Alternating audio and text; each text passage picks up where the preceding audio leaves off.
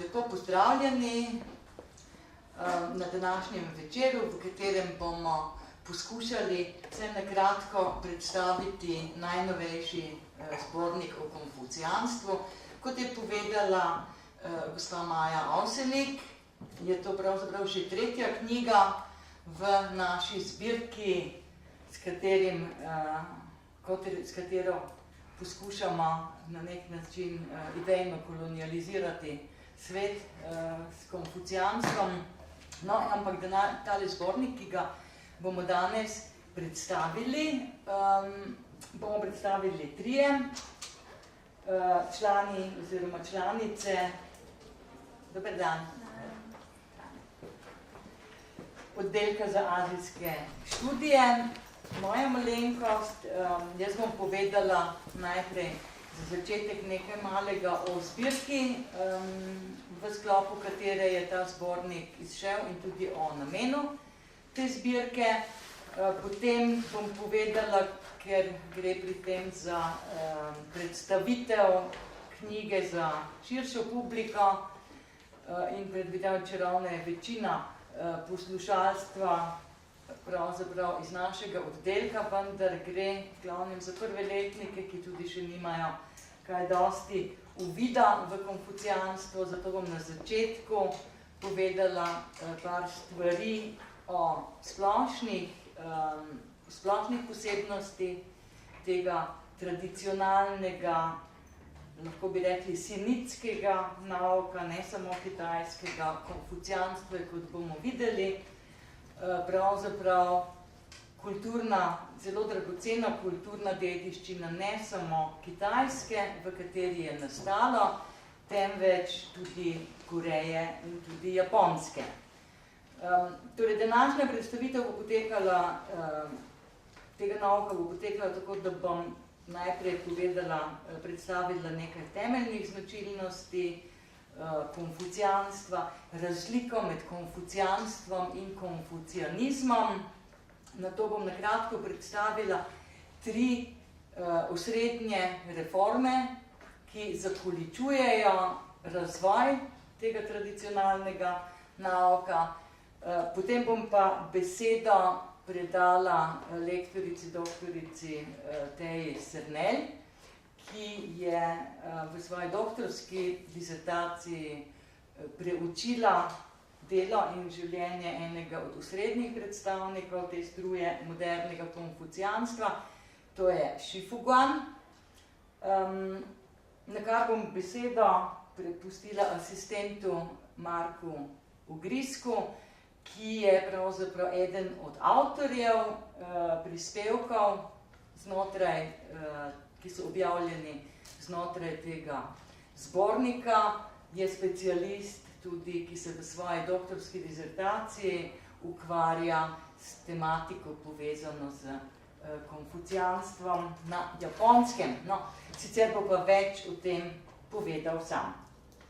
Naj začnem torej z zbirko, v sklopu katere je nastala ta knjiga o kreposti kot temelju dobrega sosedstva.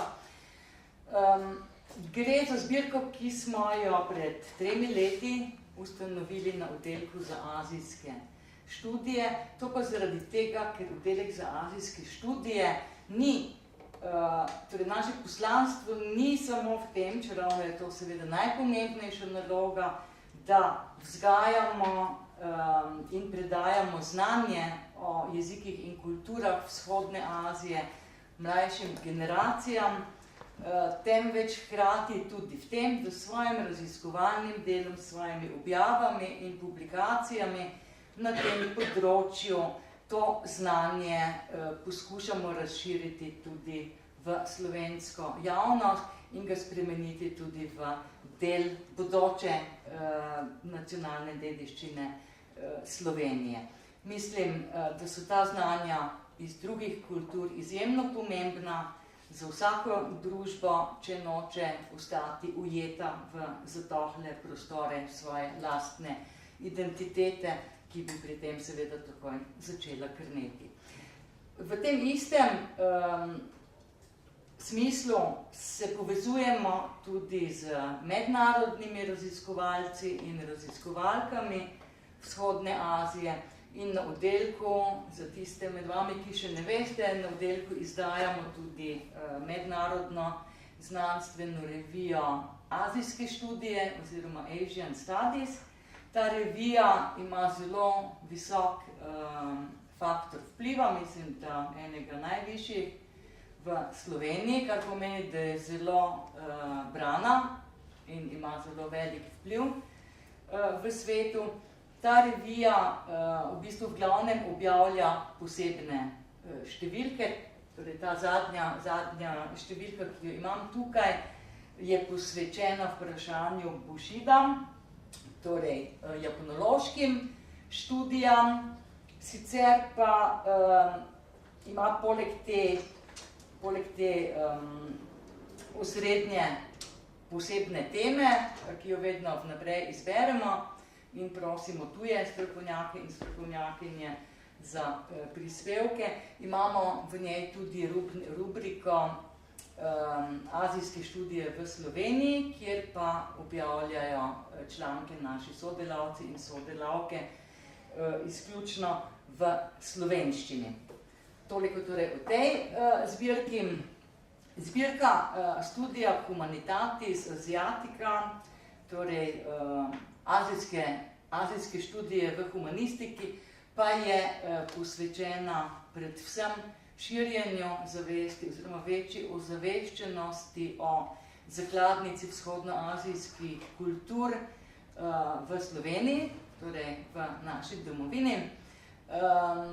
In v glavnem je mišljena tako, da bomo v njenem okviru izdajali predvsem prevodno literaturo, torej ne literaturo v smislu književnosti, temveč pač prevodni material, lahko v glavnem gre seveda za strokovne in znanstvene članke, ki jih prevajamo v slovenščino, delno pa v njenem okviru nameravamo izdajati tudi samostojne avtorske monografije. In kot vidite, smo od leta 2016, v katerem smo zbirko ustanovili, v njenem sklopu izdali že kar 4 knjige, kar mislim, da sploh ni tako malo, predvsem, ker je treba poskrbeti tudi za financiranje teh izdaj. Skratka, ne gre samo za intelektualno delo, ampak tudi za menedžmentsko in malo poslovne žilice treba imeti pri vsem tem. Skratka, je bila to prva knjiga? Ja. Prva knjiga, ki je izdana v tem okviru, govori oziroma predstavlja Wang Huja, to je enega največjih sodobnih in najbolj znanih sodobnih kitajskih intelektualcev. Mislim, da je bil rangiran pred 2 letoma med 500 najbolj znanih intelektualcev na celem svetu. Zelo pomemben človek, ki kroji nekako razvoj ne samo kitajske, ampak tudi svetovne teorije, predvsem na področju politične teorije in sociologije. Druga knjiga predstavlja sodobnega kitajskega filozofa Li Zihouja in kot vidite je vsaka naslednja debelejša pravzaprav. Tretja je ta, katere predstavitvi se bomo nekoliko podrobneje posvetili v teku današnjega večera.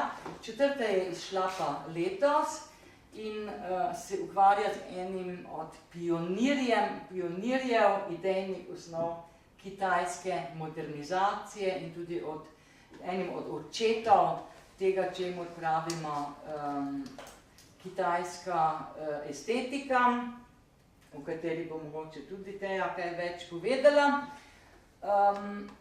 No, zdaj pa končno nekaj besed o knjigi Krepost kot temelj dobrega sosedstva, konfucijanstva v sodobni vzhodni Aziji. Ta knjiga, ki je izšla leta, mislim, da 2017. 2016. Ja, 2016. Že nosi naslov po enem od najbolj znanih Konfucijevih citatov.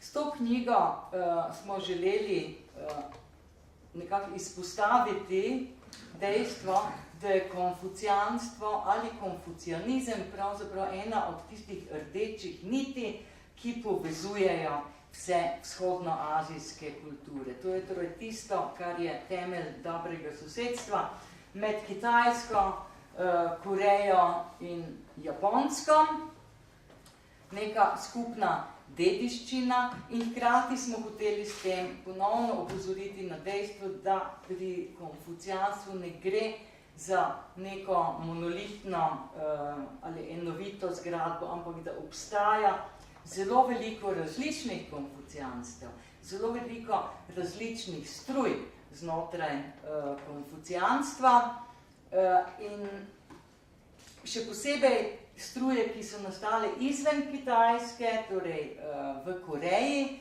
oziroma na Japonskem, v sebi nosijo pečat tudi teh lokalnih, bi lahko rekli, oziroma regionalnih kultur. Kot rečeno, bi mogoče za uvod, zaradi tega, ker gre za publiko, ki s to tematiko še ni dodobra seznanjena, poskušala predstaviti v par besedah temeljne značilnosti konfucijanstva. Kot sem že omenila, je pri tem zelo pomembno to, da poskušamo na nek način razlikovati, ne na nek način, da poskušamo razlikovati, da razlikujemo med konfucijanstvom in konfucijanizmom. Pri konfucijanstvu v angleščini seveda obstoja samo en izraz, zato oboje je confucianism, ampak v slovenščini imamo v velikih različnih pogledih se pokaže, da imamo jezik, ki je nekoliko bolj diferenciran, tako na primer tudi v tem primeru, torej tudi Kitajci imajo za ti dve sferi, pa najbrž Japonci tudi, ruđja pa ruđjao, imajo dva različna izraza, ki jih mi tudi različno prevajamo. Se pravi, ruđjao je konfucijanstvo in pri tem gre za idejni sklop oziroma za nek filozofski nauk, medtem ko gre pri konfucijanizmu, kot že končnica izem nam da slutiti bolj za državno doktrino, za nekaj bolj dogmatičnega, nekaj, kar v sebi ne nosi širine razpiranja kakšnih posebnih vprašanj. Torej, konfucijanstvo se je razvilo v 6. stoletju pred našim štetjem na območju današnje province Šandong in ta filozofska oziroma idejna struja je dobila svoje ime po njenem ustanovitelju Kongziju. Kongzi pomeni mojster Kong in v 17. stoletju so njegovo ime evropski misionarji, to so bili pač prvi Evropejci, ki so bili dejansko soočeni s tem naukom, prevedli oziroma so to ime evropeizirali in tako je nastal Konfucij in iz Konfucija seveda konfucijanstvo. Konfucijanstvo je idejni nauk, ki je bil za tiste čase, v katerih je nastal, izjemno progresiven. V bistvu in je temeljil na egalitarnosti, recimo na tem, da je treba vladarja voliti izmed najbolj moralnih in najbolj zaslužnih oseb, seveda je takrat šlo samo za moške, ampak v teoriji bi lahko bila tudi kakšna ženska izvoljena, ne? Potem vladar se je moral vedno obnašati v skladu s tako imenovanim nebeškim mandatom. Ta nebeški mandat mu je zapovedoval odgovornost do svojih podanikov, ki jih ni smel brezsramno izkoriščati ali manipulirati z njimi. In kadar se vladar ni obnašal v skladu s tem nebeškim mandatom, je imelo ljudstvo tudi ne samo moralno pravico, ampak pravzaprav skoraj moralno dolžnost, da tega vladarja odstrani in ga nadomesti z drugim. Skratka, šlo je za neko izjemno, za tiste čase demokratično in izjemno egalitarno, humanistično strujo mišljenja. Osrednja, tako pravi Xunzi, eden od naslednikov Konfucija, naprimer, vladar je kot čoln, ljudstvo pa je kot voda. Zdaj, voda lahko čoln nosi, lahko pa ga tudi prevrne. Skratka, izjemno antidespotski nauk je bil to. Poleg tega konfucijanstvo temelji na kreposti, ki se imenuje sočlovečnost, jo prevajamo v slovenščino, v kitajščini je to žen, kako je v japonščini? Džin. Džin. Skratka, v kitajščini je ran, džin.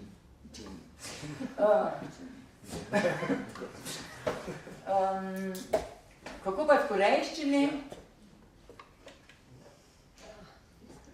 Se pa pismenk ne učijo. Ja, oni se pa pismenk ne učijo. No, to bomo tudi še uredili. Skratka, in kaj je zdaj tale ran? Daj poišči kakšen ran. Vse sem ga že pokazala. To mi nič ne vidijo. Kako ne? Mogoče bi ga dali na ekran. Vseeno. Skratka, hočem povedati par besed o tem ranu, o tej sočlovečnosti, ker je v njej res videti bistvo tega konfucijanskega nauka oziroma konfucijanske etike. V bistvu je ta pismenka sestavljena iz dveh delov. Prvi del ponazarja človeka, zdaj japonologinje in sinologinje boste vedle, pa sinolog, zakaj gre pri teh radikalih, koreanistke in druga širša publika najbrž ne. Torej, ta pismenka je sestavljena iz človeka, iz radikala, iz dela, ki pomeni predstavlja človeka, in iz drugega dela, ki predstavlja število 2. Kar pa hkrati lahko pomeni tudi množino, seveda. In pomen te pismenke je v tem, da noben človek v bistvu ne more obstajati sam zase. Noben človek ni otrok. Vsi smo odvisni eden od drugega in zato moramo biti empatični, zato moramo se poskušati vživeti tudi v potrebe drugega. Ne smemo pustiti našim egoističnim težnjam, da nam prevladajo. Kajti to je pomenilo v bistvu tudi, to je bilo tudi za nas same slabo. Skratka, celotna konfucijanska etika pravzaprav ni metafizična v tem smislu, zdaj pa že dolgo govorim, ne? V tem smislu,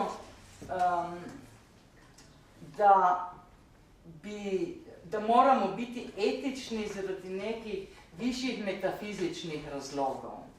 Torej zaradi tega, ker če se bomo lepo obnašali in bomo pridni, bomo prišli v nebesah, če se bomo pa slabo obnašali in bomo poredni, bomo šli pa v pekel. Ne, konfucijanska etika ni tovrstna etika, ampak je zelo, zelo pragmatična. Izhaja v bistvu iz predpostavke. Če se bomo etično obnašali vsi, bo to dobro ne samo za celotno družbo, ampak tudi za vsakega posameznika znotraj nje. Kar je bilo še pomembno pri konfucijanstvu je to, da je ta nauk zagovarjal hierarhijo. Zdaj, to se nam mogoče zdi na prvi pogled nekoliko v nasprotju s tem, kar sem rekla prej, da je bil ta nauk demokratičen, da je bil antidespotski, da ni bil zatiralski. Ne? Ampak v bistvu, če ga poznamo malo podrobneje, bomo videli, da v tem pravzaprav ni nobenega nasprotja, kajti hierarhičen ustroj družbe, kakršnega si predstavljamo mi na podlagi naše vzgoje in socializacije, je nekaj precej drugačnega od hierarhije, kakršno si je zamislil Konfucij. Ta hierarhija namreč temelji sicer na neenakosti, tukaj nimamo tega liberalističnega koncepta, vsi smo enaki. Ne? Konfucij pravi, mi nismo vsi enaki. Ne? Stariš in otrok si ne morete biti enaka, ne morete imeti enakih možnosti odločanja o nečem. Ne? Skratka, konfucijanska etika temelji na tovrstni hierarhiji, katere model je pravzaprav najti znotraj družine. Ne? Naprimer, očetje in sinovi, očetje in hčere, matere in sinovi, med njimi na vsak način vlada neka hierarhija. Pri Konfuciju vlada hierarhija celo med starejšimi brati in mlajšimi in med starejšimi sestrami in mlajšimi. Skratka, starejši ljudje imajo vedno več kompetenc za odločanje o stvareh, enostavno zaradi tega, ker imajo več izkušenj. Zdaj, glede moških in žensk je tako, da pravzaprav konfucijanstvo nikjer ne pravi decidirano, da je ženska podrejena moškemu, reče pa mož in žena, med njima vlada razlika. Ne povem pa, kakšna razlika. Skratka, ne? Ampak ta hierarhija je opredeljena, kot sem že prej omenila, torej ni opredeljena z neko enosmerno poslušnostjo podanikov vladarju ali pa otrokom staršev. Ne? Ampak je opredeljena tudi z neko odgovornostjo in z neko čustveno angažiranostjo, z nekim čustvenim angažmajem odraslih do otrok, staršev do otrok ali vladarjev do podložnikov. Ne? Kajti, kot sem rekla, ta model družine, ki zavzema znotraj konfucijanstva zelo pomembno mesto, je nekako na nek način tudi nek model za hierarhijo, ki naj bi vladala v državi. No in zdaj čisto na kratko, torej toliko o izvornem konfucijanskem nauku, potem se je konfucijanstvo razcepilo na več različnih struj. Zakaj? Zaradi tega, ker je to filozofija. Ne? Filozofija ni dogma, ni religija, ki bi nekako poiskala neko resnico in jo potem razglašala. Temelj filozofije je v tem, da ne išče odgovora, ampak razpira vedno nova vprašanja, ki nas vodijo vedno k novim resnicam, ki pa so vedno relativne in delne resnice. No in tako je tudi Konfucij imel zelo veliko naslednikov. Najpomembnejša med njima sta dva, Xunzi in Mengzi. Zdaj, Xunzi je bil bolj strog in je bolj te hierarhije in te stvari naprej razvijal. Bil je pa tudi predhodnik legalističnega nauka. Legalistični nauk je bil pa tisti, ki je prevladal v prvi kitajski diktaturi. To je bilo kakšnih 300 let po Konfuciju, ki je bila Kitajska prvič združena. In skratka, legalizem je bil za razliko od konfucijanstva precej machiavelističen nauk, ki je bil zelo strog in je v bistvu služil interesom absolutnega vladarja. No in ta Xunzi, ta eden od naslednikov, je bil v bistvu prepričan, da smo ljudje po svojem rojstvu že egoistični in slabi, hudobni, da gledamo samo na svoje lastne interese, medtem ko ta drugi naslednik Mengzi je pa zagovarjal nasprotno stališče, on je govoril, ne, ljudje smo v svojem bistvu že od rojstva dobri. Nismo egoistični, ampak smo dobri.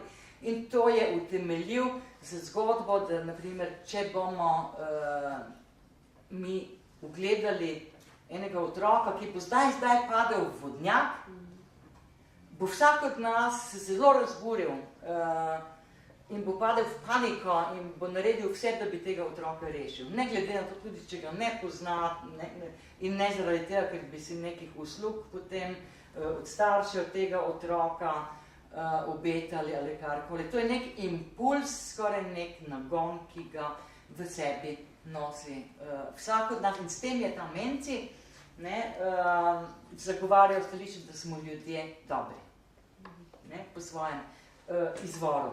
No in potem, kot sem že rekla, 300 let po Konfuciju je zavladala ta diktatura, legalistična, absolutistična, makiavelistična, ki je bila zelo despotska, ampak je na srečo se obdržala samo dobrih 15 let, kajti njen vladar je bil obseden z iskanjem zdravila nesmrtnosti in je kar naprej potoval po različnih koncih države, da bi ta napoj nesmrtnosti našel in na koncu je od enega teh napojev nesmrtnosti tudi umrl, oziroma se z njim zastrupil, tako da ni ravno za priporočati, da bi se preveč ukvarjali z željami po nesmrtnosti.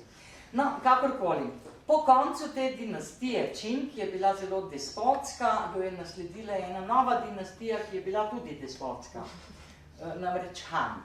Ne? In tudi ta dinastija Han je pravzaprav potrebovala neko bolj trdo roko kot svojo lastno ideologijo, kajti tako ogromno kraljestvo, kot je skoraj celotna današnja Kitajska, je bilo v tistem času, se pravi 200 let pred našim štetjem, možno obvladati pravzaprav samo z enim zelo centralistično urejenim sistemom. Skratka, tudi ta dinastija Han, njeni vladarji so tudi potrebovali neko despotsko ideologijo, ki je nekako ureja posameznika in predvsem družbo. Tudi družbo, ja, predvsem pa kaznuje posameznike, ki niso dobri. Ne?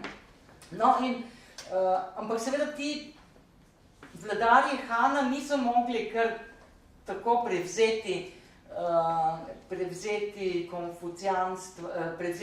legalizma, kajti to je bila ideologija poražencev. In zaradi tega so se odločili, da bodo kot glavno ideologijo raje prevzeli konfucijanstvo, katerega pa so interpretirali preko tega strogega naslednika, ki je bil predhodnik legalizma. In so na ta način, skratka preko Xunzija, na ta način so v konfucijanstvo integrirali ogromno legalističnih elementov, takih rigidnih, naprimer koncept denunciacije, pa kolektivna odgovornost, vse vkup takih krutih reči v bistvu, za katere se še vedno misli, da so v bistvu konfucijanske, ampak v bistvu so to legalistični elementi. No, in tako je iz konfucijanstva nastala državna doktrina konfucijanizem, ki se je preko državnih izpitov ohranila vse do začetka 20. stoletja, točneje do leta 1905, ko je bil ta sistem izpitov odpravljen. No in potem so se morali vsi pifljati na pamet ta konfucijanizem. Imeli so tam 5 klasikov in za te, kdo je hotel te uradniške izpite narediti, kdo je hotel priti na ta način do neke pozicije oblasti, se je moral to na pamet napifljati. Potem se je do 10. stoletja se je ta konfucijanizem že zelo razvodenel, kajti ti izpiti so bili zares konfucijanistični, v tem smislu, da niso zahtevali od tebe, da ti razmišljaš o tem, kar si se tu učil, ampak so zahtevali samo pifljanje na pamet. kar je povzročilo, da izobraženi in pametni ljudje nekako niso več marali konfucianizma. Ne? Sicer so se ga učili na pamet za izpite, ampak duhovno jim nekako ni več dosti dal in so se raje začeli obračati proti daoizmu in budizmu za intelektualno zadovoljitev. No in to je seveda za državno doktrino nekaj groznega, če noben več ne mara, ne? In jo vsi samo že nekako obravnavajo neko nujno zlo. Ne? In zato je prišlo do druge reforme konfucijanskega nauka, ta se je zgodila v dinastiji Sung in njen predstavnik Zhuxi je pa interpretiral konfucianizem spet preko Mencija, to je pa tisti drugi učenjak, ki je trdil, da smo vsi dobri. In to je bila dosti mehkejša varianta in na tej osnovi je Zhuxi integriral v konfucianizem veliko elementov daoizma in budizma tudi. In tako je bil volk sit in koza cela. No in do tretje reforme konfucijanskega nauka pa je prišlo šele na pragu, oziroma proti koncu 19. stoletja. Konfucijanstvo se je tretjič reformiralo šele takrat, ko se je začelo, ko je bilo prvič soočeno tudi z zahodno miselnostjo in ta tretja reforma, to pa imenujemo moderno konfucijanstvo, ker se je veliko ukvarjalo tudi z modernizacijo in o tem nam se bom končno nehala govoriti. Res, predolgo sem govorila, se upravičujem, ampak zdaj bo pa o tretji reformi povedala nam nekaj besed Teja Sernel, ki bo pa morala po koncu svoje prezentacije nas žal zapustiti, ker ima še eno predavanje. Hvala lepa, Jana.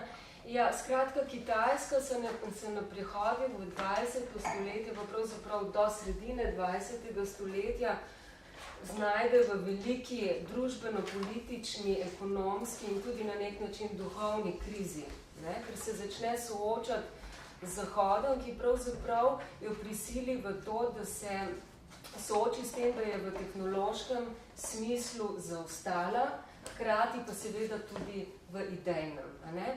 In zdaj tu pride do te tretje reforme in z vzponom modernega konfucijanstva, najprej s prvo generacijo, malo več bom pa povedala o drugi generaciji, ne? Ki se je ukvarjala predvsem s problemom oziroma vprašanjem, kako prilagoditi kitajsko idejno tradicijo, da bo ta in jo ponovno ovrednotiti, da bo ta ustrezala procesom modernizacije Kitajske. Ne? No in ta reinterpretacija idejne zgodovine, kitajske idejne zgodovine, pa naj ne bi služila samo kot orodje za njeno preživetje, saj je druga generacija iskreno upala tudi na to, da bi prinesla neke nove metode, ki bi izpopolnile ter nadaljne razvijale filozofijo in etiko na globalni ravni. To se pravi, druga generacija je bila prepričana, da bi dosledna prenova kitajske idejne tradicije lahko pripeljala do vzpostavitve novega filozofskega sistema moderne kitajske misli, ki bi se lahko aktivno vključila v mednarodne idejne dialoge modernih družb. To se pravi, večina modernih konfucijancev se je zato ukvarjala predvsem z razliko med kitajsko in zahodno filozofijo. In pri tem pa so iskali neko primerno orodje, s katerim bi prepoznali različne značilnosti kitajske in zahodne misli kot osnove za interpretacijo razlik med zahodno in kitajsko kulturo. Zdaj, pri tem je večina modernih oziroma večina predstavnikov druge generacije zastopala mnenje oziroma poudarjala pomembnost izgradnje nove ontologije in metafizike, ki bi služila kot orodje konfucijanske prenove. Shifuguan, ki pa sem ga res raziskovala v svoji doktorski disertaciji, je bil pravzaprav edini, ki je menil, da ontologija in metafizika nista primerni orodji za razumevanje kitajske idejne tradicije, še manj pa za razvoj njene interpretacije, ker pragmatična srž, ki jo je že Jana omenjala, ni nikoli pripeljala do nekega koherentno strukturiranega metafizičnega ali pa ontološkega sistema, kot so ga, na primer, razvili ali pa vzpostavili starogrški filozofi. Torej, pri procesu modernizacije pa je druga generacija zastopala mnenje, da mora Kitajska ohraniti in razviti tiste elemente lastne tradicije, ki vsebujejo zametke za njen demokratični in znanstveni razvoj. Zdaj, večina drugih struj, kitajskih intelektualnih struj, ki so delovale v tem času, so bile mnenja, da je konfucijanstvo oziroma konfucijanizem pravzaprav glavna ovira za modernizacijo Kitajske. Druga generacija pa je bila prepričana, da je konfucijanstvo združljivo tako z demokracijo in znanostjo in da vzhodnoazijske družbe ne bodo uspele v formiranju demokratičnega družbenega sistema, ukolikor ne bojo izvirale ali pa izhajale iz nekih segmentov konfucijanske tradicije. Zdaj, te svoje ideje, cilje je druga generacija zapisala leta 1957 v tako imenovanem manifestu za ponovno vrednotenje kitajske kulture kot svetovne dediščine. V tem manifestu so pravzaprav želeli pokazati temeljne razlike med kitajsko in zahodno filozofijo, pri čemer so opozarjali tudi na določene diskrepance v interpretaciji kitajske filozofije, ki so jih povzročili pravzaprav žal. Prvi sinologi jezuiti. Namreč, dosti konceptov iz kitajske filozofije so razlagali v konceptualnem ogrodju zahodne filozofije. In je pri tem prišlo do velikega nerazumevanja, oziroma napačnega razumevanja. Zdaj, v manifestu se pa ukvarja pravzaprav tudi z značilnosti zahodne kulture v smislu, kaj je sicer kot svetu dobrega prinesla, hkrati pa opozarjajo tudi na njen dominantni in prevladujoč odnos, pa tudi na neki superiornosti, temeleč odnos do obravnavanja drugih kultur. In to je pravzaprav bistvo. In ta manifest je bil namenjen seveda sinološki stroki, pa tudi širši akademski publiki, zahodni predvsem.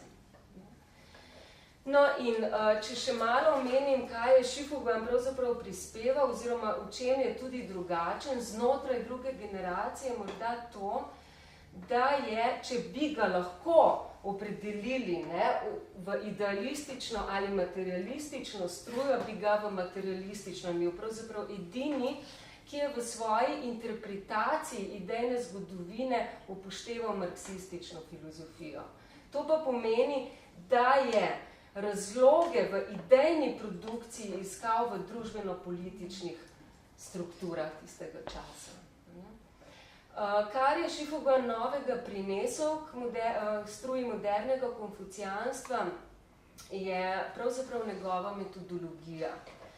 In ta metodologija je v veliki meri podobna Gadamerjevi hermeneutični metodi, vendar je ta seveda ni prevzel po njemu, to je bil pač Zeitgeist. Namreč ona dva sta bila sodobnika in tudi Gadamerjeva dela v tistem času še niso bila prevedena bodisi v kitajski ali japonski jezik, ki ju je Šifuguan obvladal.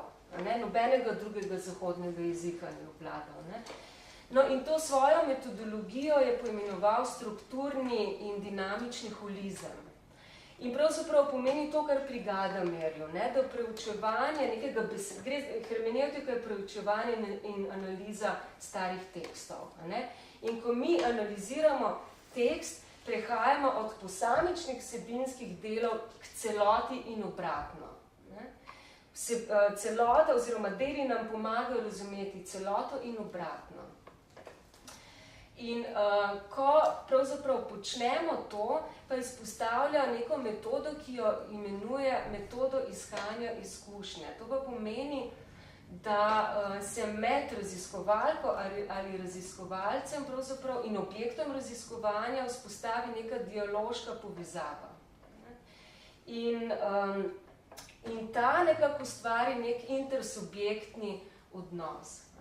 In po Šifuguanu bi jo morali obvladati vsi, ki se ukvarjajo z interpretacijo idejne zgodovine, saj je z njo mogoče navezati stik z intelektualnim ali pa duhovnim kozmosom mislecev, starih mislecev in v bistvu preteklosti, iz sedanjosti v preteklost.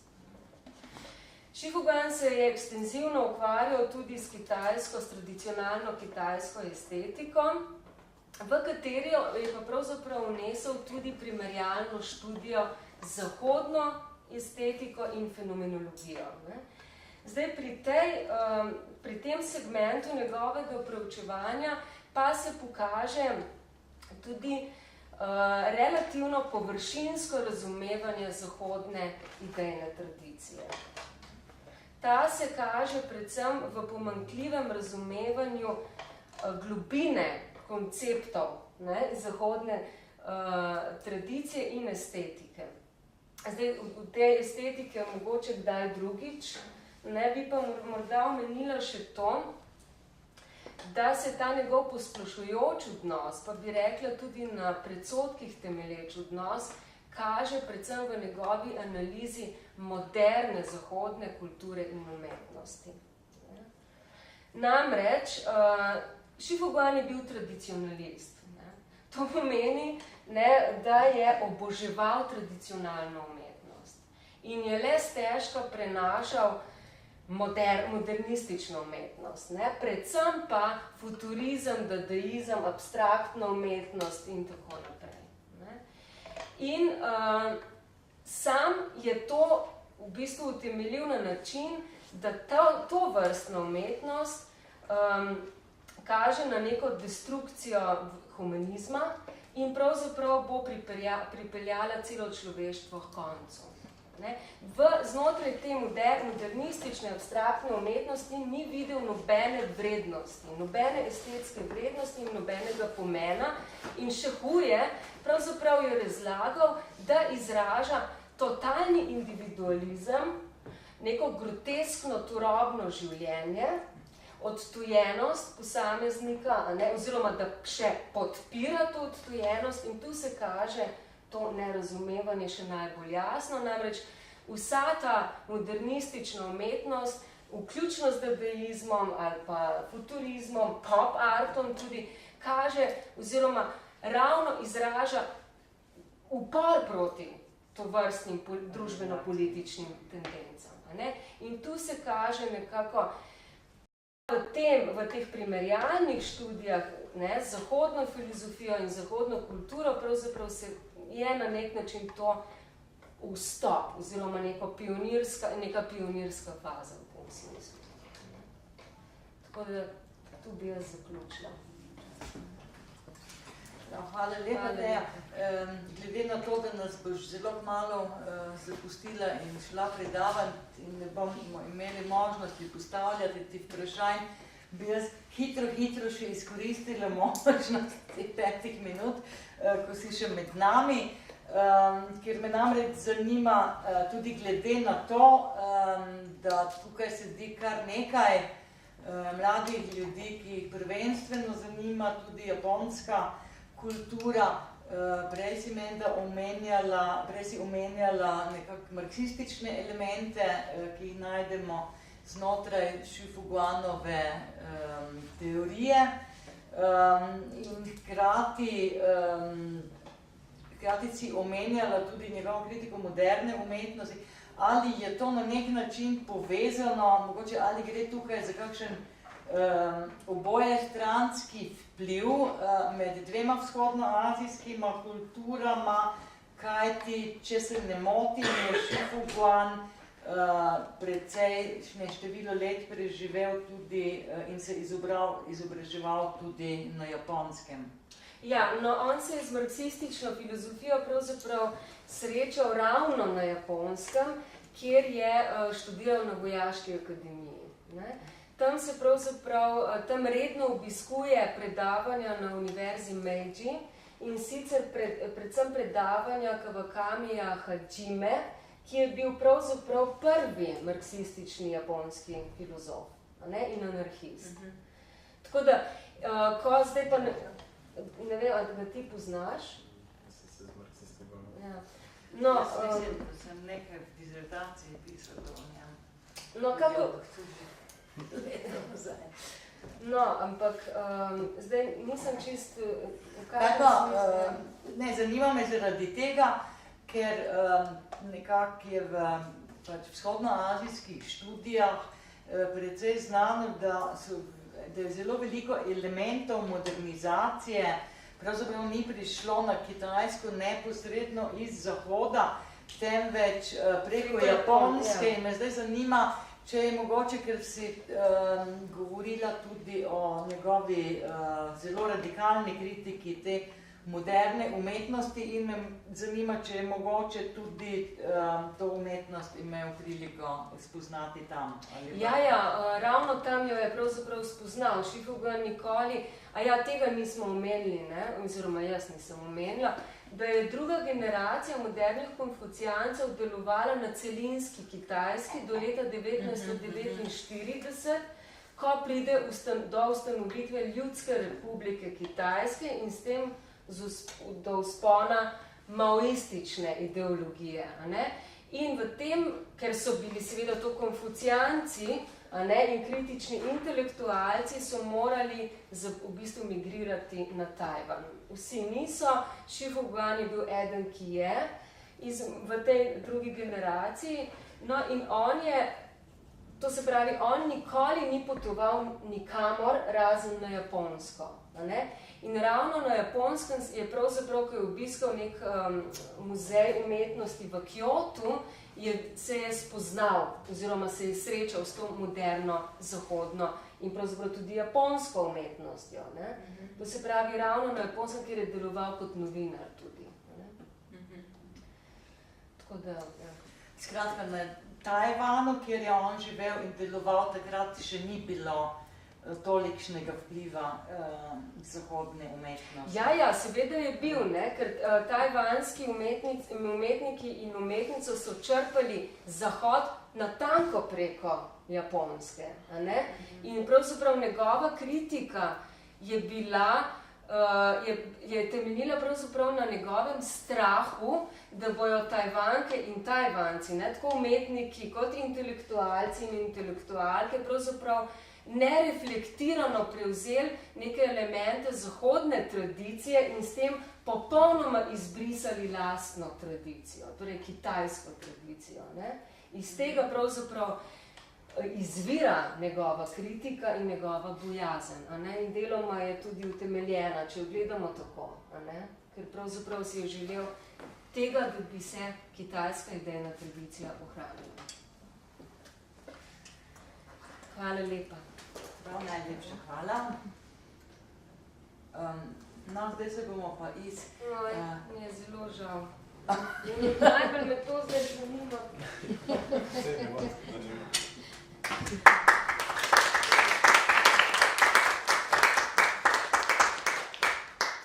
Hvala lepa, Teja. No, zdaj se bomo pa pri nadaljni predstavitvi tega zbornika spet preselili iz prve polovice oziroma druge polovice tudi 20. stoletja za par let nazaj in iz Kitajske oziroma Tajvana na Japonsko. Kot sem že omenila, se je pač konfucijanstvo v 14. in 15. stoletju najprej začelo širiti na v Korejo in moram reči, da zbornik vsebuje tudi en članek o enem izmed zelo pomembnih korejskih konfucijanskih filozofov, namreč Dasan. in ki je v konfucijanstvo vnesel precej inovativnih elementov in ga na nek način poskušal povezati tudi s krščanstvom. Ampak danes ne bomo pač tiste koreaniste in koreanistke, ki jih ta element posebej zanima, jim pač priporočam, da si preberejo ta članek. Drugače pa mislim, da tudi, pravzaprav tudi nasplošno velja, da so nekako Korejci ali Korejke, bomo videli, kaj bo rekel Marko o tem. Ja, sem veliko v Korejcih. Ne, ampak v primerjavi z japonskim konfucianizmom, kajti konfucijansko se kasneje v 17. stoletju razširilo tudi na japonsko, je pa bila tukaj opazna neka precejšnja razlika, torej vsaj sama imam tak vtis, namreč, da so Korejci v veliki meri bolj razvijali dejansko filozofske vidike konfucijanskega nauka, na primer v debati o 4 kalčkih in 7 situacijah oziroma čustvih. Dobro, zdaj to ne bomo šli podrobneje, ker bi to pomenilo, da bi še 2 uri dlje tukaj sedeli. Zato bom prepustila besedo Marku Ogrisku, ki se, kot rečeno, v svoji disertaciji ukvarja z 2 osrednjima konfucijanskima filozofoma japonske in je tudi sicer specializiran za konfucijanstvo na japonskem. In tudi on je avtor enega ali celo enega članka. Tukaj enega in enega pa v tistem zborniku, ki ga je Maja Avsenik pokazala. Skratka, tudi avtor 2 znanstvenih člankov že na temo japonskega konfucijanstva in tudi sicer poglobljeno dela na tem področju. Prosim, Marko. Jaz vam danes tudi ne bom predaval o svojem članku, to, če koga zanima, naj si prebere. Bom pa povedal nekaj o splošnih značilnostih japonskega konfucijanstva v obdobju Edo, torej zgodnje moderno obdobje, recimo, to je bilo še kar precej feudalno obdobje, ampak in pa seveda o teh 2 filozofih, ki sta ena od osrednjih predstavnikov te struje. Kot smo že rekli, konfucijanstvo, vse več se govori o konfucijanstvih, torej različne struje znotraj konfucijanstva, že na Kitajskem, potem, ko se je konfucijanstvo širilo prek Koreje na Japonsko in druge države. Obdobje, ki ga obravnavam jaz, pride po tej drugi reformi, ki je bila omenjena, po Jušijevi reformi, se pravi po dinastiji Song. Tukaj sem pripravil eno tako zelo grobo časovno umestitev teh imen, vam ne bo nič pomenila, ampak ne sem malo razložil. Se pravi, Juši je kot glavni predstavnik teh, kot tisti, ki je v bistvu pomenil, na Japonskem so imenovali celotno šolo konfucijanstva, glavno šolo konfucijanstva po njem, se pravi, to je bila Jušijeva šola, oziroma Jušijev nauk, Shishigaku. In kako se? Shishigaku. In na Japonsko se, če pogledate, dinastija Song se konča v 13. stoletju, medtem ko obdobje Edo na Japonskem se začne s začetkom 17. To ne pomeni, da vmes teh prenosov ni bilo, ampak da so bili precej omejeni, te prenosi so bili že prej. Že od zvornega konfucijanstva je nekaj prišlo na Japonsko, sicer precej pomešano, zmeraj zelo pomešano s budizmom, zmeraj ste te 2 struji zelo v zgodovini sodelovali, vidni so pa znaki tega, oziroma neki elementi konfucijanstva, tako v najstarejših tekstih japonskih, kot v imenih cesarjev in pač sklicevanju na neko krepost. Ampak po tej drugi reformi konfucijanstva, oziroma celo teh 300 let kasneje, ko Japonska po obdobju daljše vojne poskuša osvajati Korejo, pa se jim to ravno ne posreči. Imajo pa to srečo, da ko se umikajo z korejskega polotoka, da prinesejo sabo zelo veliko teh konfucijanskih knjig, ki jih od začetka seveda preučujejo zen menihi. Zen menihi že predtem preučujejo konfucijanstvo, ampak v tem obdobju pa tudi poskrbijo, da ta ideologija se precej zaseje na Japonskem. Se pravi, eden od začetnikov te zadeve na Japonskem je Fujiwara Seka, to je ta prvo ime, njegov učenec je bil Hayashi Razan, ki je bil pač začetnik te uradne univerze, tudi šogunske.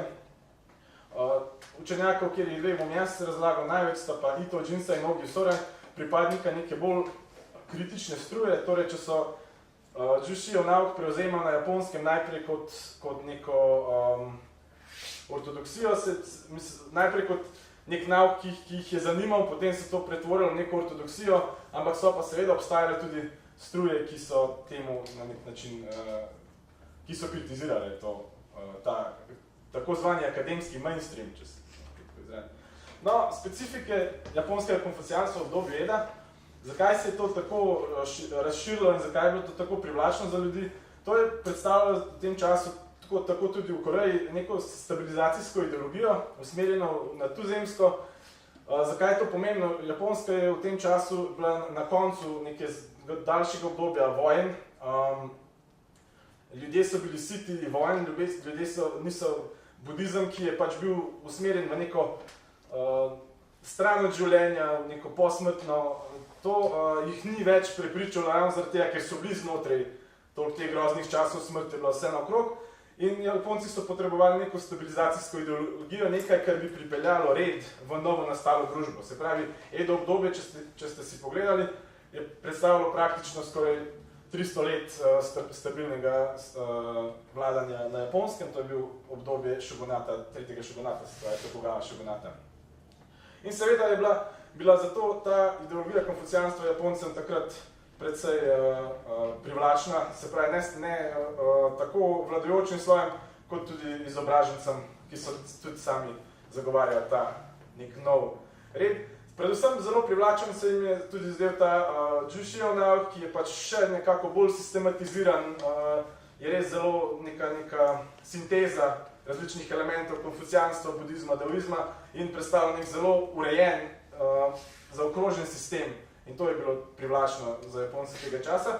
Je pa tukaj seveda velika razlika pri japonskem konfucijanstvu, namreč ta odsotnost centraliziranega sistema izobrazbe, kot je bilo omenjeno, na Kitajskem se je konfucijanstvo poučevalo skozi centralni sistem izpitov za uradniških izpitov in v tem smislu je obstajala neka, se pravi, konfucianizem kot neka glavna doktrina državna, kar pa seveda ni pomenilo, da niso ljudje tudi po svoje pač razmišljali o tem, ampak kot je bilo rečen, ta osrednja ortodoksija je bila ljudem pač vse bolj neprivlačna. No, na Japonskem se to sicer so potem sprejeli neke reforme, da je neokonfucijanstvo postalo, kot bi rekel, uradna ideologija šogunata, ampak nikoli pa ni prišlo do centralizacije sistema izobrazbe, torej vse te konfucijanske šole so bile zelo razpršene in vsaka po svoje in so bile tudi po zanimanjih zelo različne, nekatere so se ukvarjale predvsem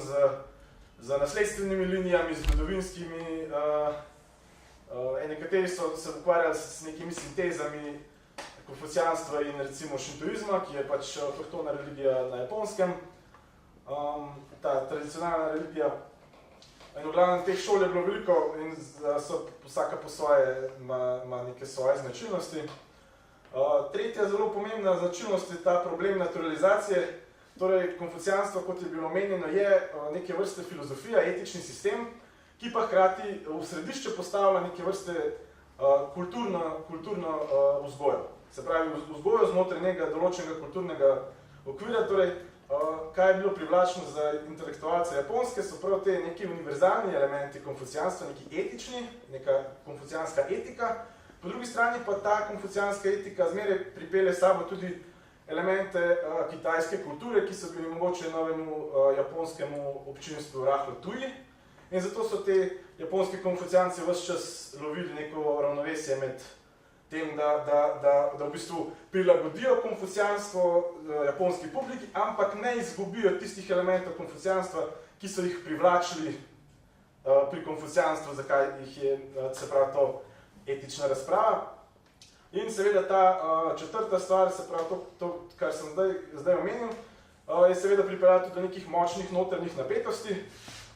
Tukaj omenjam to dvojno politično identiteto, ki se najlepše ponazori z zgodbo enega od preomenjenih mislecev, Yamazaki Jansai, je vprašal enkrat svoje učence, če bi prišla Konfucij in Menci na čelu kitajske vojske zavojevati Japonsko, ali bi se te učenci borili proti njima, in učenci niso vedeli, kako odgovoriti in se ga vprašali učitelj, kako pa bi vi, je rekel, da bi nadel bi si uklep, vzel bi sulico v roke in bi se šel boriti, je rekel, in bi jo ujel živa, ker bi s tem, in bi mogla predavati, ja.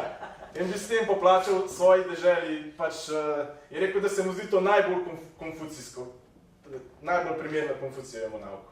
Se pravi, ujeti je treba živo. No, to sta te dva Džinsa in Soraj. Jaz se danes ne bi spuščal preveč v te tehnične podrobnosti primerjave pojmov, tudi malo, ampak ne to. Bi v bistvu rad povedal neko rahlo bolj tračarsko zgodbo. Ja. Namreč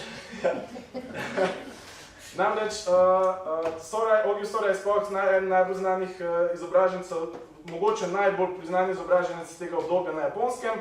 Ito Džinsa je pa se pa večkrat obravnava kot njegov naslednik oziroma v neki isti idejni struji. To je ta šola starodavnega učenja, tako prevedeno,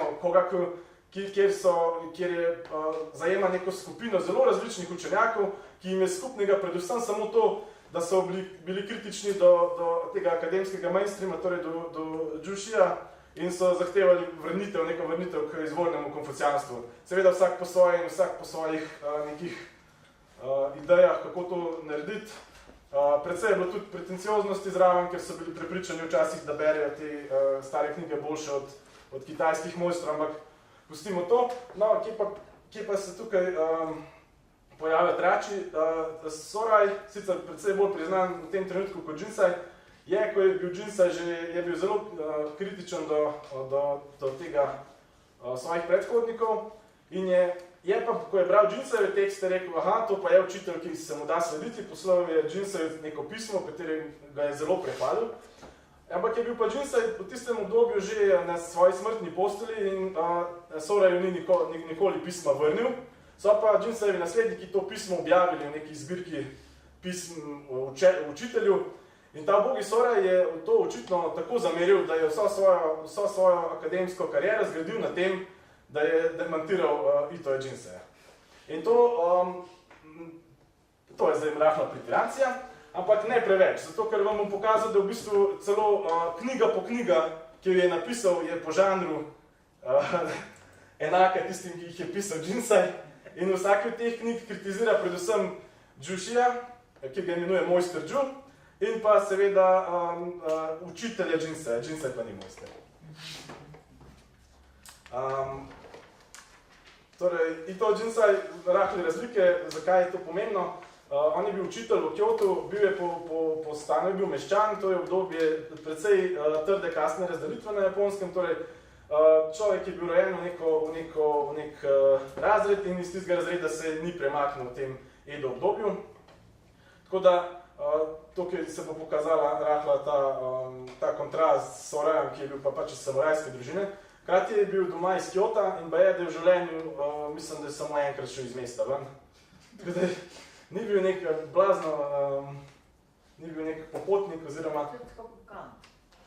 Japonski Kant. Ne, pa še nekaj življenje, približno v istem času življenja.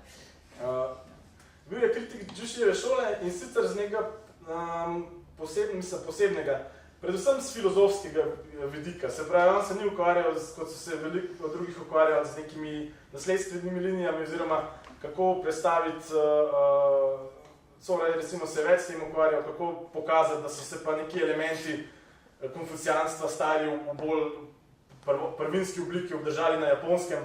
Ampak on je v bistvu kritiziral pojme. Džušija in sicer z vidika, da je Džuši dovolj preveč elementov budizma in daoizma v konfucijanski nauk, s tem pa povzročil nek obrat stran od neke aktivne vsakdanje prakse, ki jo pač on vidi kot srž konfucijanstva, k nekim bolj samostanskim oziroma kvietističnim praksam, torej nekemu odmiku, nekemu mističnemu iskanju nekega znanja. In Jinsei v tem smislu trdi, da se tega konfucijanskega človeka, ki je dober do soljudi in to ne da vzgajati s tem, da se ga vzame iz družbe in se ga pripelje do nekih višjih spoznanj in se ga potem vrne v družbo, ampak samo skozi nenehno, aktivno, etično prakso človeka do človeka. In da zato budizem oziroma vse vrste misli, ki pravijo, da človek lahko gre nekam in meditira in pride nazaj bolj človek, kot je bil, konfucijanskega nauka ne podpira oziroma so v popolnem nasprotju z njim. Jinsei je bil tudi ustanovitelj te šole starodavnega pomenoslovja, torej Kogigaku. Ta njegovo pomenoslovje zdaj ni bilo tako, v bistvu je šlo za to, da se vse konfucijanske tekste bere skozi prizmo te miselne linije konfucijanstva, torej treba je iti nazaj k izvirnim knjigam, Konfucijevim pogovorom in pa k Menciju. On je pač te dve zagovarjal, kot seveda večina teh neokonfucijanskih oziroma mislecev. Tukaj ne bom preveč šel, kdo ve, omenjenih je bilo 5 klasikov, potem je Džuši dodal, oziroma ne samo dodal, ampak prestavil pozornost na 4 knjige, to so pogovori Konfucija, Menza, Veliki nauk pa nauk v sredini. Jinsei je od teh dveh vzel samo pogovore in pa Mencija in je pač tudi pisal knjige o tem, zakaj druge dve knjigi nista konfucijanska teksta. No, zdaj njegove 3 glavne dela, to je Dojimon, to so odgovori njegovim učencem, Rongo Kogi, ki je pač pomenoslovje oziroma komentar na pogovore Konfucijeve, in pa Gomo Jiki, ki je pa spet filozofski leksikon razlag pojmov Konfucija in Mencija. Ogi Soraj je bil samurajske družine iz Eda, torej iz prestolnice, Kyoto stara prestolnica, Edo takratna prestolnica, to sta bili seveda tudi povsem drugačni mesti. Je oster kritik Džušijeve šole in pa tudi Jinseja, ne ve se pa, ali se je ta kritika začela kaj dosti prej, kot takrat, ko ni dobil tistega pisma nazaj. Ne da se pa reči, da njegov sistem ni tudi filozofska kritika, to, da je šlo za precej trače. Je res, ampak ne, jaz mogoče malo danes poudarjam. Ustanovil je kar precej podobno šolo Jinseju, to je šola starodavnih besednih fraz, Kobunjigaku. Poudarek je bil tukaj rahlo drugačen, ga bom kasneje malo razložil. Knjige, ki jih je pa napisal, so pa Bendo, to so vprašanje in odgovori njegovim učencem, Rongo Cho, to je komentar na Konfucijeve pogovore, in pa Benmei, to je filozofski leksikon. Sam še eno kratko, mislim, da sem že eno kratko to primerjavo, samo da dobite malo občutka, ne bom šel preveč v detajle, da ne bom zdolgočasil.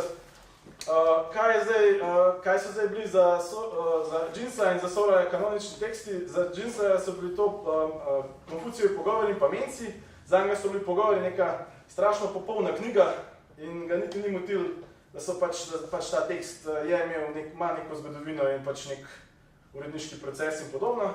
On je trdil, da če bi ena sama pismenka manjkala, to ne bi bila več čista knjiga, oziroma da ne bi bila več tako popolna knjiga, oziroma če bi bilo ena pismenka več, tako, kar pomeni, da je bil na neke vrste radikalen, kar se tega tiče. No, Soraj je šel s to kritiko dlje, je rekel ne, premalo daleč nazaj, 6 klasik, oziroma govorili smo o 5 klasikih, Soraj zraven jemlje še to klasika glasbe, ki je bil zgubljen vmes. Za Jinseja je Konfucij najvišji učitelj, ki je v bistvu prečistil to, kar se v klasikih nahaja. On je prečistil to modrost. Za Soraja pa ne, za Soraja pa ta opis teh življenja teh kitajskih prakraljev, teh mitičnih kraljev, ki so v bistvu postavili temelje kulture in družbe, so pač samo te prakralji so tisti, ki so se zasnovali to konfucijansko pravo pot, torej način. In Konfucij je bil samo posrednik oziroma posredovalec. On v bistvu na nek način mu ni uspelo, ker ni uspel se prebiti v neko, je bil nek uradnik, ampak nikoli na takem položaju, da bi lahko res ključno vplival na in pač njegov dosežek ni v tem, da je prečistil modrost, ampak samo v tem, da je posredoval nekaj. No, Džinsa je tukaj govoril o dao človeštva, to je se pravi pot človeštva. Zanje je to neka univerzalen način oziroma celo neka univerzalna skupna izkušnja, harmonična skupna izkušnja. To, po čemer ljudje hodimo, tako on opiše, to je pač zelo preprosto, to, po čemer vsi ljudje hodijo. Ampak je pa trdil, da pač kjer so ljudje, tam je pot in kjer je pot, tam so ljudje, se pravi, to je univerzalno, tukaj ni neke diferenciacije kulturne oziroma kakorkoli, gre za en tak univerzalen etičen pojem, medtem ko Soraj to kritizira, se pravi, ni zadosti, ta pot je točno pot kitajskih prakraljev, to je tisto, kar so te kitajski prakralji, svetniški kralji zapisali in določili in kot taka je umetna, je ustvarjena, ne obstaja naravno, oziroma ne obstaja samo po sebi. Seveda za ta pot za Soraja ima tudi nek poseben smoter, to je pač prinašanje miru kraljestvu pod nebom, oziroma ima tudi konkretno obliko, se pravi, to so točno te zakoni, kazenski zakonik, administrativni aparat, obredje in glasba, ki so jih svetniški prakralji zapustili. Se pravi, to je konkretno to, izven tega ni neke konfucijanske, oziroma pač konfucijanstvo, zdaj sploh tukaj postane zelo problematičen pojem. No, tukaj pa imamo pa še neko bolj te tehnične razprave, se pravi, to je mencijanska razprava o tej človeškosti, oziroma o tem, kar človeka dela človeka. Džin se to sprejme kot je Menci trdil, da je pač to, kar človeka dela človeka, je to, da je dober, da je nek način, da je lahko dober, tukaj in potencial tega in to, da se pač to izrazi. Medtem ko, in seveda, po Menciju je to so to zagotavljajo te neke 4 zasnove srčne zavesti, te kreposti, osnovne kreposti. Med njimi tudi sočlovečnost, ki smo jo prej omenili. In to so recimo samo na kratko še, to so pojmi, ki, če jih pogledamo, že takoj lahko vidimo, da sta to sistema, ki operirata sicer zelo podobnimi pojmi, ampak sta si zelo različna. Medtem ko Džinsaj še zmeraj govori o neki osebni etiki, osebni morali, ki se pač razvija iz tega Džušijevega sistema, ki je težil k temu, da človek iz sebe napravi nekega svetega modreca oziroma svetnika, kakorkoli da teži k izboljšanju samega sebe, pa je Soraj že v celoti v bistvu se postavi nek družbeni sistem, družbena znanost in tudi sočlovečnost on jemlje kot izključno vladarsko krepost, torej to je tista krepost, skozi katero prinaša vladar mir oziroma harmonijo v kraljestvo pod nebom. In jaz mislim, da bom zdaj tukaj, da ne bom šel preveč v podrobnosti. Hotel sem vam samo pokazati, da v bistvu konfucijanstvo na Japonskem ima neko čist svoje lastnosti, plus da se znotraj teh šol, tudi če operirajo zelo podobnimi konfucijanskimi oziroma s pojmi klasične kitajske filozofije, se lahko naredijo zelo različni sistemi, ki se jih ne more več na nek enostaven način dajeti skupaj v neko butaro. Tako da upam, da sem bil približno razumljiv, pa hvala za poslušanje. Hvala lepa.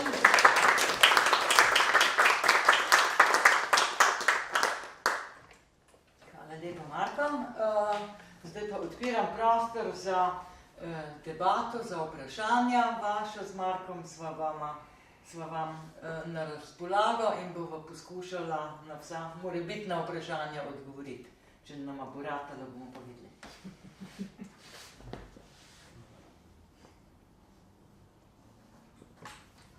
Jaz se upam, ker nisem pod vami. Kakšno srečo imate?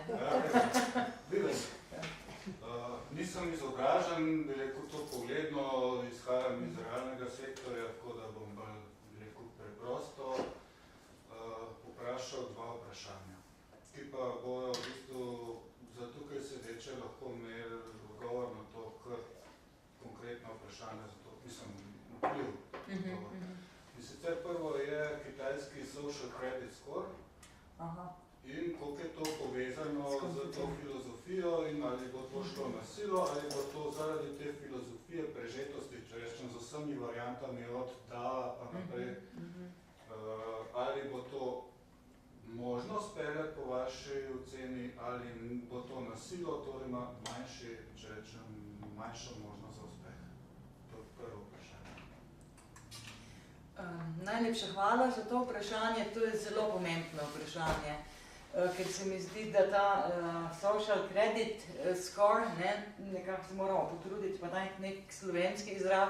Družbeni indeks odgovornosti. Tako, družbeni indeks odgovornosti, da morda ne bo ostal samo na Kitajskem, ampak se zna morebiti razširiti tudi na celotno vzhodnoazijsko kulturo. Jaz bi rekla na to vaše, oziroma regijo, jaz bi rekla na to vaše vprašanje, ali je ta sistem pravzaprav povezan s konfucijanstvom ali ne. Na to bi odgovorila ja in ne. Ja, povezan je s konfucijanstvom, ampak povezan je s konfucijanstvom v tolikšni meri kot z vsemi ostalimi vidiki kitajske tradicije. Kajti vsem strujam kitajske tradicije je namreč skupno nekaj, čemur jaz pravim, morda bi bilo preveč enoznačno reči, da je skupnost pred posameznikom. Tu sicer obstaja neka vzajemna korelativna zveza, dobrobit stvarnosti je povezana z dobrobitjo posameznika in obratno.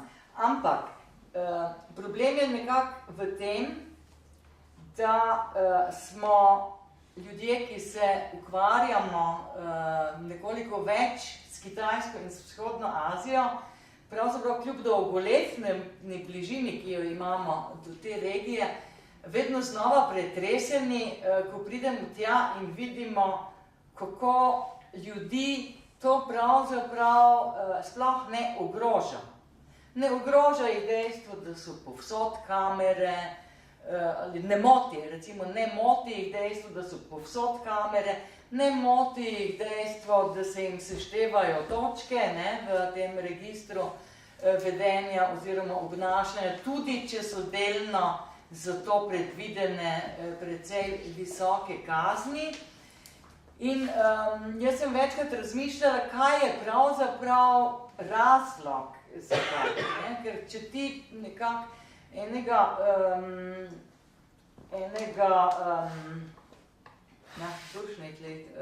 običajnega Kitajca vprašaš, pa te to ne moti, bo rekel, ne, jaz mislim, da je to fajn, ker se bomo vsi naučili boljšega obnašanja.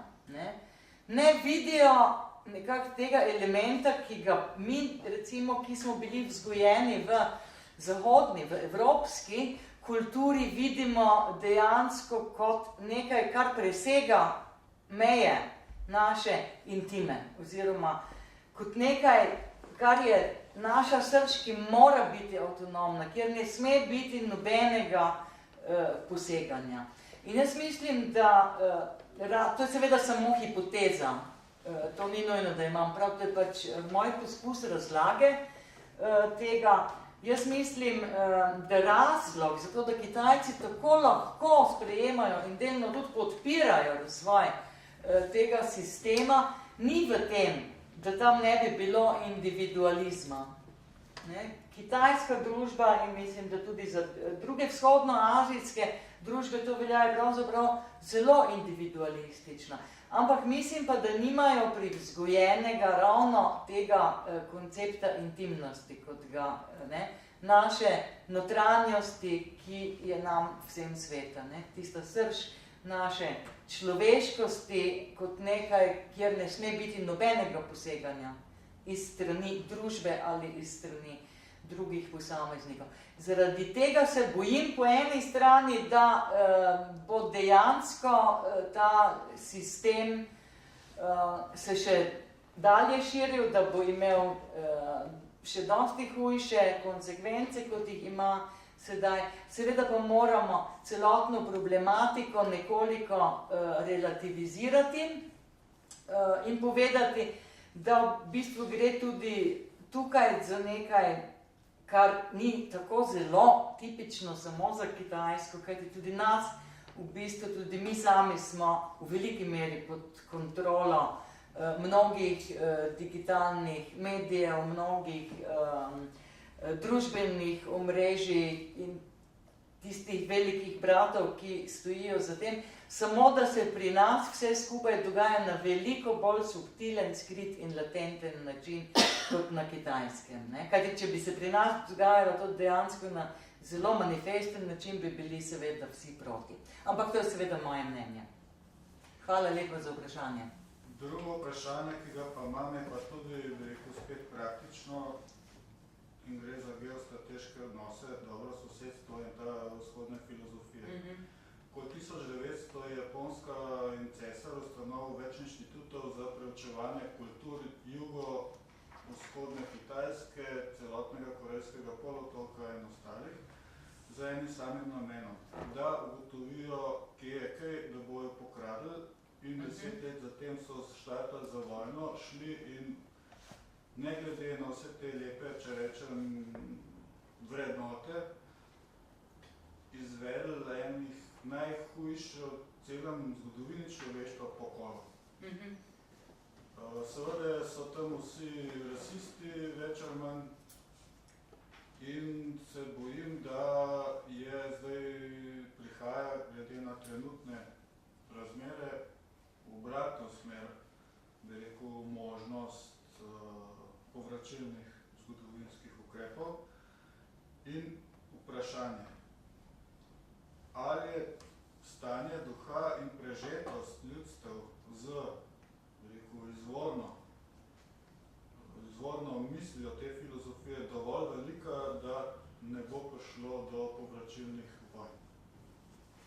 Je pa že prasketalo tisto območje, ki jih Kitajci proti Japonski. Pa Severna Koreja je zopet, pa Južna Koreja ne pravi socmodnika. Reši pa lahko seveda najverjetneje ali ekonomija ali pa misel. Ja, ali pa oboje, ker je dostikrat seveda povezano. Ne? Najprej bi mogoče čisto na kratko komentirala to, kar ste povedali o japonskem cesarju, ki je najprej z ustreznimi dekreti dosegel, da je dobilo njegovo ljudstvo oziroma bodoči kolonializatorji dovolj znanja o regijah, ki jih je nameraval kolonializirati. To v bistvu ni nič novega, ne? Kot vemo tudi na primer v orientalizmu, ena od pomembnih funkcij orientalizma kot nekak tistega diskurza, ki je pravzaprav pripeljal oziroma spremljal, služil kot neka podlaga kolonializacije. Tudi tam je bilo, predvsem pri francoskem kolonializmu, pomembno, da so kolonializatorji najprej pridobili čim več vedenja o kulturi teh regij, ki so jih nameravali kolonializirati. To gre nekako, kot ste sami omenili, pravzaprav z roko v roki. In tudi sinologija, kot veda, se je pravzaprav razvila več ali manj na osnovi teh orientalističnih tradicij. Ne? Discipline, s katerimi se mi ukvarjamo, pravzaprav koreninijo v nekem kolonialnem prizadevanju za to pridobiti več znanja o tujih kulturah, zato da jih bomo lažje spoznali. Glede vašega zdaj konkretnega vprašanja bi pa rekla, da je to, kar ste nekako izpostavili, pravzaprav zelo problematično. Tudi jaz sama in večina mojih kolegov in kolegic pravzaprav čuti precejšnjo mero nelagodja ob tem, kar se trenutno na Kitajskem dogaja, ravno zaradi tega, ker nekako te nove kitajske sanje, ne, ideologija, v katere so zapakirane te nove kitajske sanje in ideologija, ki vodi nekako njihovo stremljenje po harmoniji, ta ideologija na nek način močno krepi in v veliki meri krepi patriotizem. In samo vprašanje časa je veliko, kdaj se bo pravzaprav ta patriotizem prelevil tudi v nacionalizem.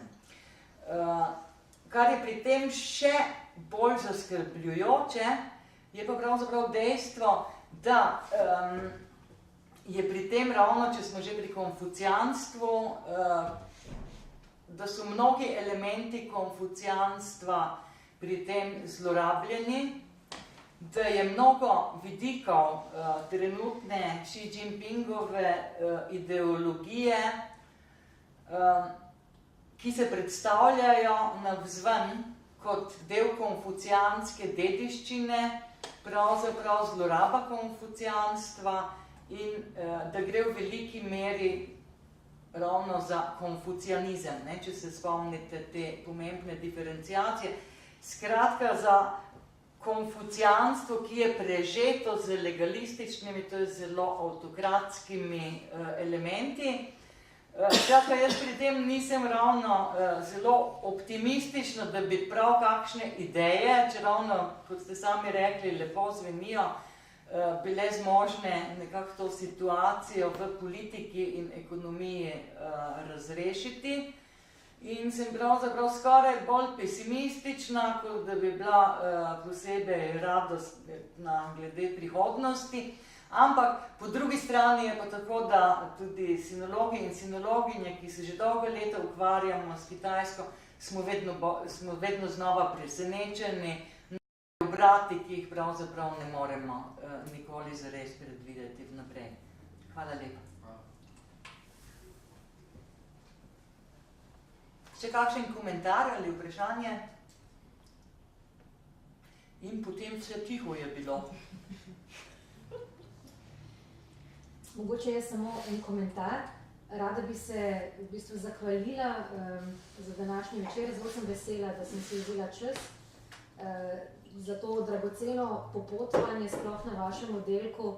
Lahko ste ponosni, da študirate na tem oddelku, kjer ste tako zelo aktivni, tako pri organizaciji dogodkov, kot tudi pri publikacijah in na ta način v bistvu približujete svetove ne samo vašim študentom, ampak tudi nam iz drugih strok. No, samo to sem želela.